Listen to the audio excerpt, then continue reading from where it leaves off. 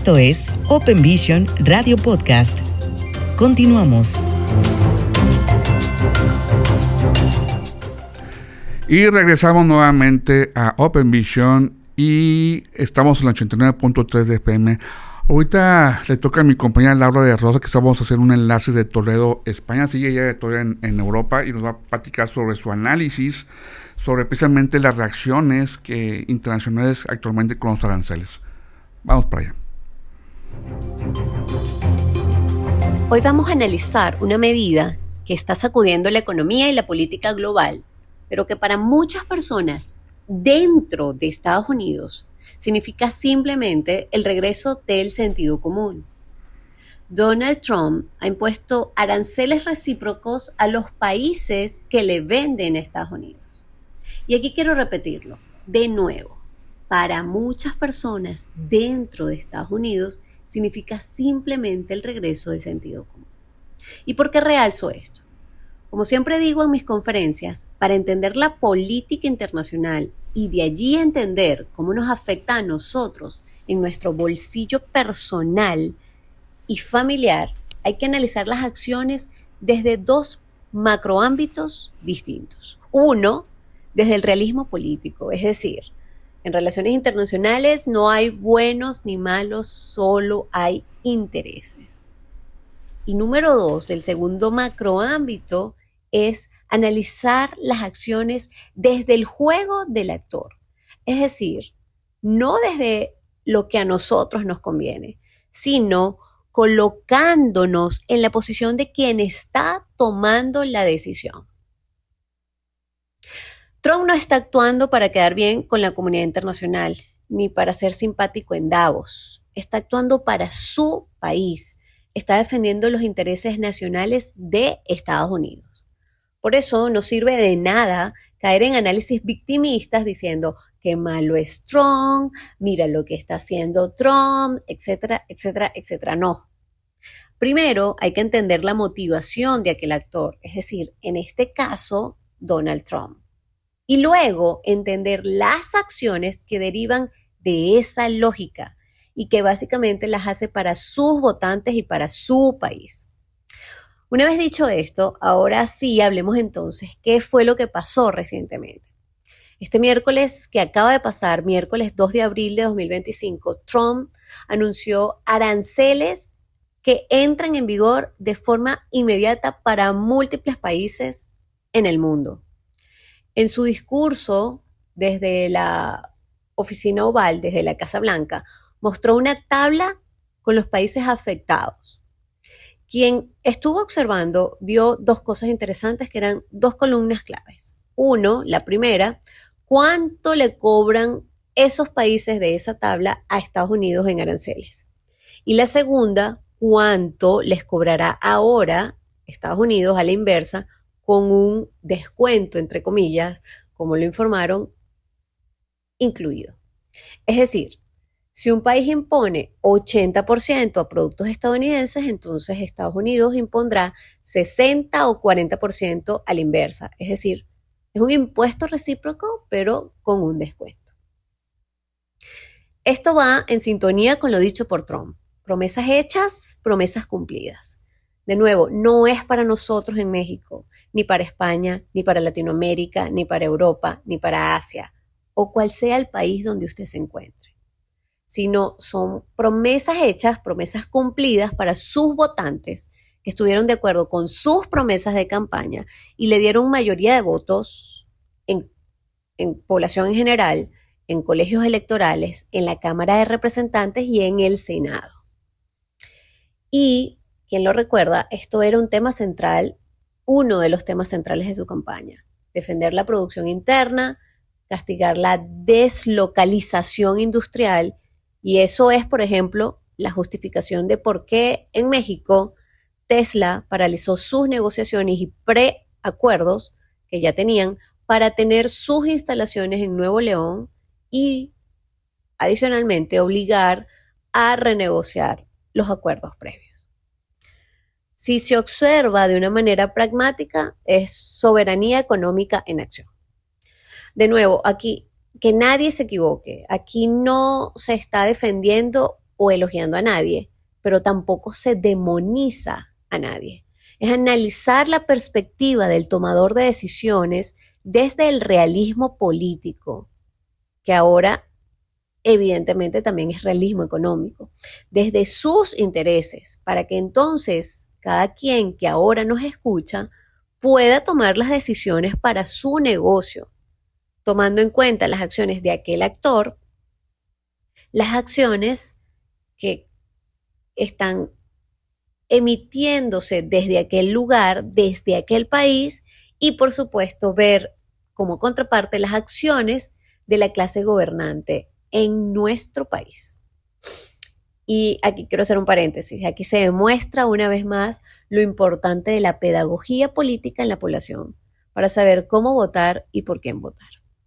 Ok, hablemos de las relaciones internacionales, de las reacciones como tal. Las reacciones han sido variadas.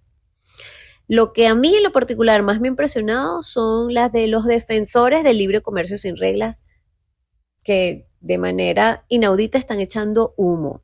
Y aquí vamos por partes. China, como era de esperarse, exigió que Estados Unidos cancele los gravámenes y amenazó con contramedidas. Esto es como la segunda parte de la guerra comercial que ya había empezado. Pero aquí la pregunta para hacernos es, ojo, no es China la que impone restricciones a empresas extranjeras, no solo de Estados Unidos, sino a empresas extranjeras en general, mientras exige libre acceso a otros mercados.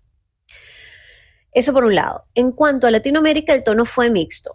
Brasil armó una ley de reciprocidad económica para responder con medidas propias. Gustavo Petro, desde Colombia, entre contradicciones, como acostumbra, primero dijo que era un gran error y luego dijo que más bien podría ser una oportunidad si Latinoamérica producía bienes más baratos. Es un Petro sin brújula, como siempre. En cuanto a México, bueno, es positivo, realmente positivo, que el gobierno no festejara demasiado la exclusión de México en la lista de países vinculados a los aranceles recíprocos y en cambio haya anunciado medidas adicionales para fortalecer el Plan México. Por su parte, Canadá prometió pelear los aranceles con fuerza. Y la Unión Europea se alineó con su retórica habitual, que esto es un duro golpe para la economía global, etcétera, etcétera, etcétera. Desde España, esto llama bastante la atención, aunque no sorprende. El socialista Pedro Sánchez reaccionó con billete. 14,000 millones de euros para mitigar el impacto fue la medida anunciada por Pedro Sánchez, el líder del Partido Socialista Obrero Español y líder del gobierno. Es decir, esto equivale a más gasto público, más deuda y más socialismo en ese país. Taiwán, siendo aliado estratégico de Estados Unidos, criticó los aranceles y Tailandia, otro de los que estaban en la tabla, dice que tienen un plan fuerte para enfrentar la situación. Entonces, todo esto lo vamos viendo. Evidentemente, no son todos los países que tienen que reaccionar y de los cuales estaremos viendo nuevas reacciones en próximos días. Desde ámbitos multilaterales, el Fondo Monetario Internacional salió al rescate del viejo orden económico. Kristalina Georgieva alertó, que es su directora, alertó sobre un riesgo significativo para la economía mundial y pidió evitar tensiones. Ahora, un detalle interesante es que algunos analistas cercanos al Fondo Monetario Internacional han indicado que no es la medida en sí lo que ha molestado, sino el hecho que Trump no lo haya conversado ni negociado con ellos. Esto es un tema relevante. Ahora bien, en cuanto a la izquierda, bueno, la izquierda ha reaccionado con delirio y no dejó pasar la coyuntura para montar otro show ideológico. Debo referirme aquí a que es la izquierda de España. La española Ione Belarra, de Podemos, un partido de izquierda, ultraizquierda en España, propuso una medida tan absurda como peligrosa: expropiar activos de fondos estadounidenses en España, incluyendo viviendas y participaciones en sectores estratégicos. Sí, se escuchó bien. Lo que estaba planteando Podemos, aunque no es partido gobernante, sin embargo, es una voz a prestar atención, es que Ellos quieren responder al proteccionismo de Estados Unidos con comunismo puro y duro. Expropiar es ir contra el Estado de Derecho, espantar la inversión y condenar a España al aislamiento. Pero claro, la España prefiere hundir al país antes que aceptar nuevas realidades económicas. Esto es grave y hay que tomarlo en cuenta. Por suerte, no todos reaccionaron con histeria. Giorgia Meloni, primera ministra de Italia, reconoció que los aranceles no eran buena noticia, pero descartó responder con más aranceles y llamó a la calma. Meloni reconoció que a lo mejor no es la mejor opción en sus palabras, pero dejó claro que se puede disentir de Trump sin destruir el puente político que los une. No cayó en el alarmismo, sino que actuó como una líder realista y estratégica. Ha indicado que debe comenzar la negociación. Por otro lado, tenemos a Javier Milei, que no se pone a llorar tampoco. Se subió al avión, fue a Estados Unidos y ya comenzó a negociar un acuerdo de arancel cero para productos argentinos, según han indicado fuentes cercanas. Es decir, mientras la izquierda pide expropiaciones y Europa entra en pánico y comienza con discursos de nos defenderemos, etcétera, etcétera, como ya ha indicado von der Leyen, los líderes de verdad ya están comenzando a negociar, se están adaptando y están aprovechando la oportunidad para mover a sus equipos negociadores. Entonces son 3 tipos de reacciones que hay que comenzar a observar porque al final de cuentas los más hábiles y negociadores tendrán probablemente buenos resultados. Y esto es, haciendo un resumen, a casi 3 meses de la inauguración del gobierno de Trump, estamos viendo cómo el nuevo inquilino de la Casa Blanca está reformando la economía de su país con reglas nuevas, más bilaterales, menos multilaterales, definitivamente. Sí, esto es proteccionismo, definitivamente, pero no necesariamente es proteccionismo ciego. Lo que estamos viendo es realismo económico, que es a sus ojos de nuevo, no a los nuestros desde México. A sus ojos es defender al productor nacional frente a un globalismo que solo ha tenido ventajas para algunos. Las consecuencias dentro de Estados Unidos ya lo veremos.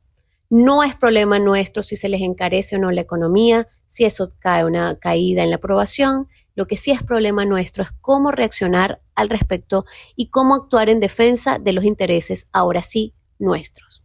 Y de nuevo, que nadie se equivoque. Aquí no se defiende o elogia a nadie, pero tampoco se demoniza a nadie. Puede que estemos ante una nueva era del comercio internacional. Así que la revisión es necesaria desde la política arancelaria de cada uno de nuestros países, es decir, desde y hacia Estados Unidos, y como ya lo dijimos en programas pasados, que se active de manera operante y diligente desde cada país la capacidad de negociar.